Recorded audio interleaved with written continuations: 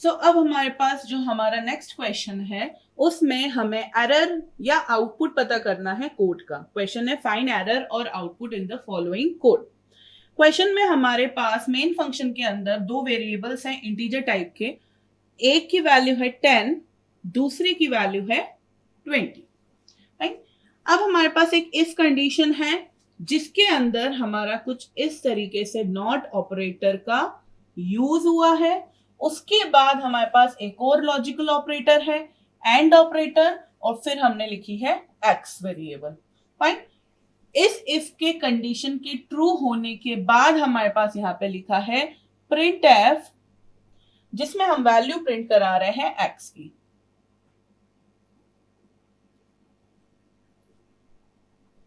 अगर ये condition true नहीं होती है तो हमारे पास आता है एल्स पार्ट, जिसमें हम प्रिंट करा रहे हैं अगेन सेम y की वैल्यू। जिस तरीके से हमने x की वैल्यू प्रिंट कराई थी उसी तरीके से अब हम यहां पर y की वैल्यू प्रिंट करा रहे हैं।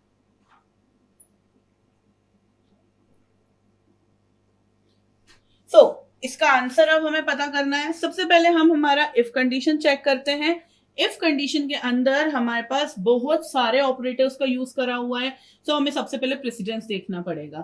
प्रेसिडेंस के अनुसार हमारे पास पैरेंथेसिस की प्रेसिडेंस सबसे ज्यादा हाई होती है।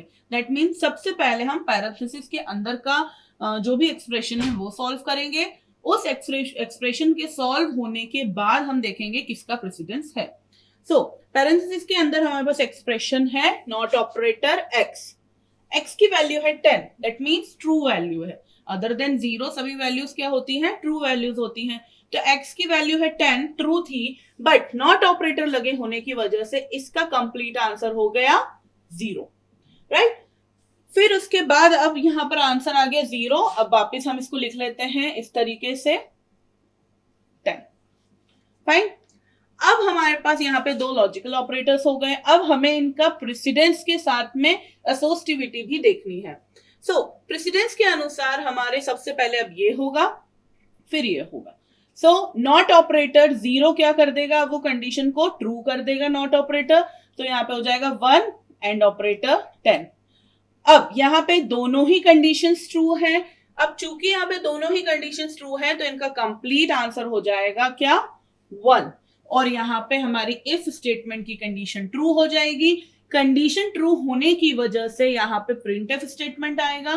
प्रिंटफ स्टेटमेंट में लिखा है x की वैल्यू, और हमारे कंसोल पे प्रिंट हो जाएगा x इक्वल्स टू 10।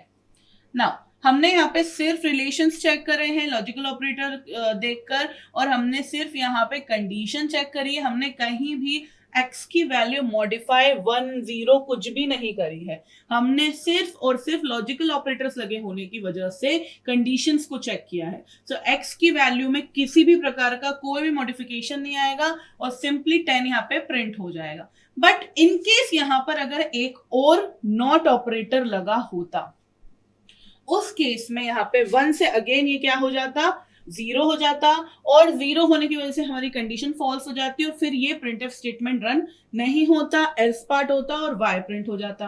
बट क्योंकि यहाँ पे हमारे पास सिंगल ये है, सो हमारा आंसर आया है x इक्वल्स टू 10।